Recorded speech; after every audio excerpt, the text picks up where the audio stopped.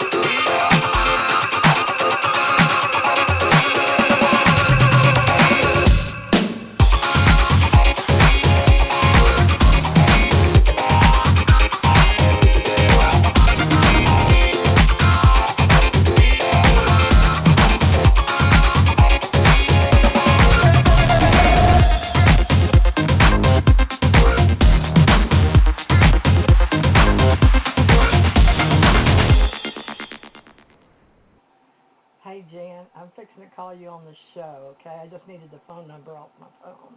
Okay, you're right back. Okay. Let's see. Phone. Okay. Well, hello, folks. I just had to get the phone number going for our guest tonight. This is all about American Communications Online and American Communications doing me, Theresa J Morris, as ET Radio. TJ Morris ET Radio is our brand. And we're going to be talking UFO Association tonight and a lot of history with a ufologist, well-known historian, former military, 50 years, and his OS intelligence, our open source intelligence. And we're talking about trust and how we can work together. And I am working together with people in a holding company, and I'm an agent, and I'm doing my best to help people that I met in the past, including J. Allen Hynek, get the story straight. So what we're going to do tonight is ask anybody that knows me that wants to come and be a volunteer in our community. You can find me on patreon.com /Theresa J Morris. That's Theresa with an H, Theresa J Morris, on patreon.com, and I will be sure to make sure that whoever you're wanting to support or whatever group or association, including ACO Association for Professionals and agents, consultants, organizers, and then we have ACE Metaphysical Institute for mystics, oracles, psychics, sages, seers. We have UFO Association for ufologists, and ACO, Alien Contact Org, for alienologists, and then we have cryptozooologists and even fortean and unexplained mysteries. But, with lack of government funds these days, we're excited to tell you what the past has offered us, including people that are like me. We're journalists, researchers, investigators. But I'm just coming back to work with different associations I've agreed to help get their information out there, especially videographers and, photographers and artists, and even Suzanne Wyman, which has only been a psychic all her life, but willing to help her, and she's helping us. So without further ado, I'm going to bring on Jan Aldrich, so I'm going to call him right now, and I'm dialing his number. Let's see if he'll show up here. I think he's in Connecticut. Jan, so he's helping us. Suzanne Aldrich. Oh, wait, which phone? Can't take your call now. Oh, okay, let me hang At up the on tone, the phone. please record your message. When you have finished recording, simply hang up or press pound for further options. Let me hang up with Jan. Okay, Jan, I'm going to call you. Okay, Jan, I'm calling you. So Jan is really good at what he does. So I guess I got to call him again. All right, here we go. 860. Now that I got the number, let me try that one more time. Okay, I've got to hang it up. Let's see. All right, let's dial that, and we're going to hang this one up. I had to get his phone on. He was like, I'm over here. He's like on the cell phone. Jan or Suzanne Aldrich? Whoops. Are we not hung Can't up over take here? your call now.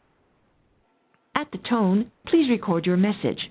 When you have finished recording, simply hang up or press pound for further options. All right. Well, let's see. Hi, Jan. We're still trying to reach you. I guess we're on the other line. We had this.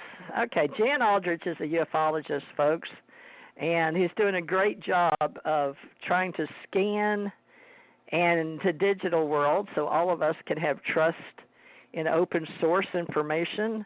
And I'll try to call him right back. So third time's the charm, right? All right, let's try one more time. Okay. Well, okay, we'll get together, folks. It's I know it sounds funny, but I'm having to go through my contacts to get his phone to call in the studio because I'm in two locations with several phone lines and running a board. So it's like you see audio, video, but what we're doing here is the computer does not store the number. I wish Hello? it did. Yeah. There we are. Now Yeah, I got you on the right I guess phone. I got a voicemail on the phone and it knocked me off. Oh, okay. Well, we had you on one, but we couldn't get you on the studio. But all right, I told them 3 times the charm. So we apologize for technical difficulties. But folks, we're only human, and we're going to talk about that tonight. Is how much we trust ourselves as human with information that's been here on the planet for a very long time. And Jan, before he passes in this reality, wants to help us. And he's going to talk to us about all that he's doing. He came on last year, and we tried to do as much as we could, but it was never enough. So he's going to catch us up in 2020 because we thought he was going to be traveling around like he usually does. And because of COVID-19, and, of course, I had a hurricane here. There's just all kind of global things, as everybody knows. So let's get started.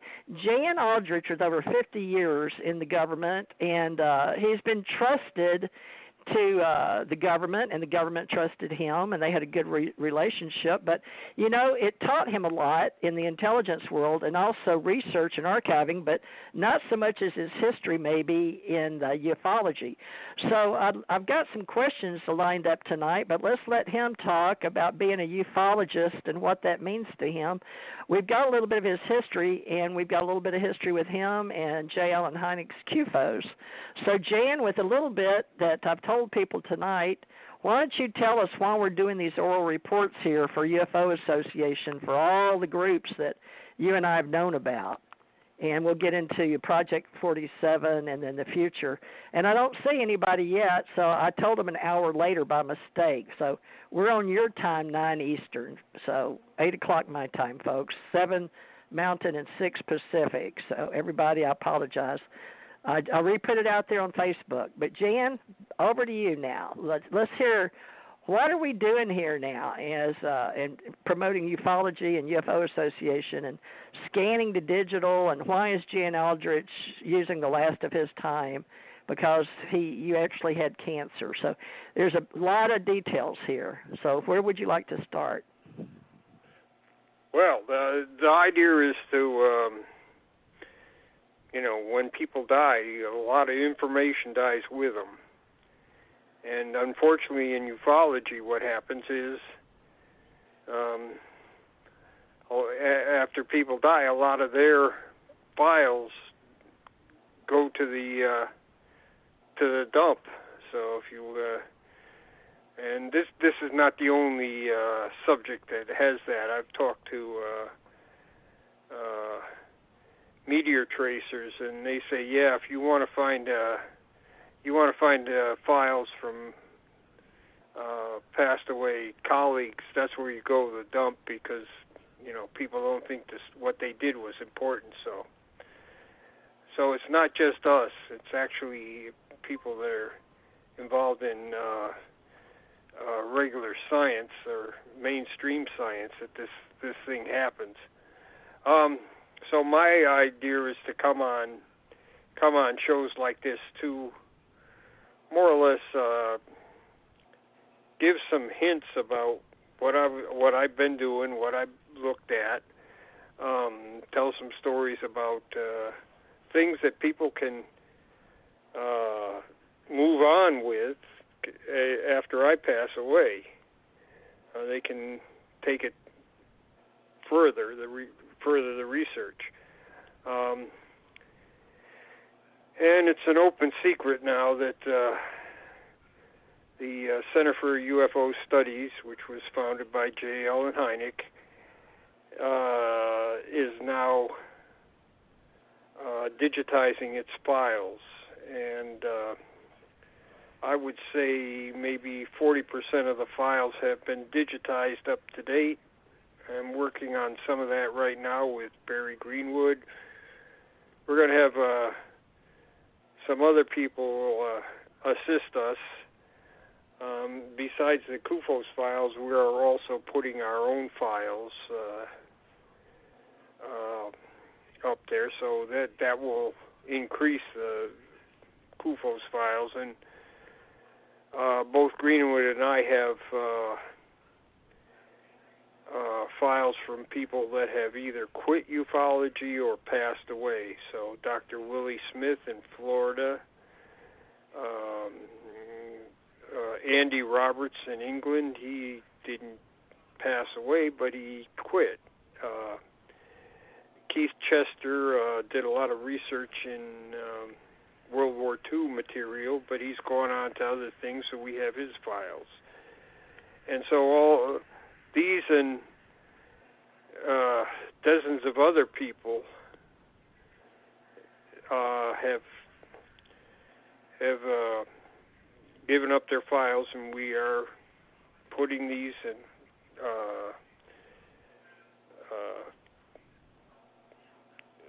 they're being combined with the CUFOS files, so it'll be a pretty big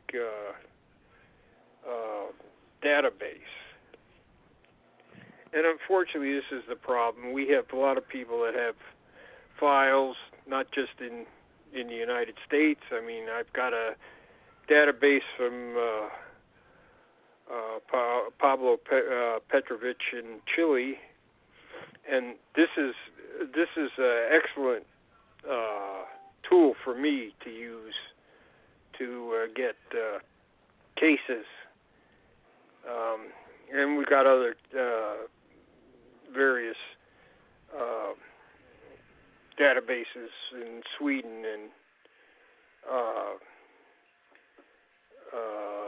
some of the other countries. I got one from Germany and one from England, which helped me out. Besides that, we're still collecting information. That's what I've been doing. I've been collecting information for about 50 years now. And so there's big piles of information here that need to be straightened out, and this is one way to do it: digitize it, put it in a digital filing cabinet, and it can be searched and recalled. So Barry Greenwood has just recently, he found a large number of Swedish newspapers online, and even though he doesn't read Swedish, he was able to find keywords and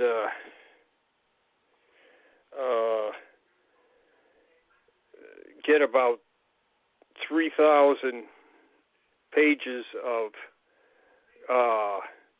newspaper stories on ghost flyers, ghost rockets, and UFOs in Sweden. So that is pretty good.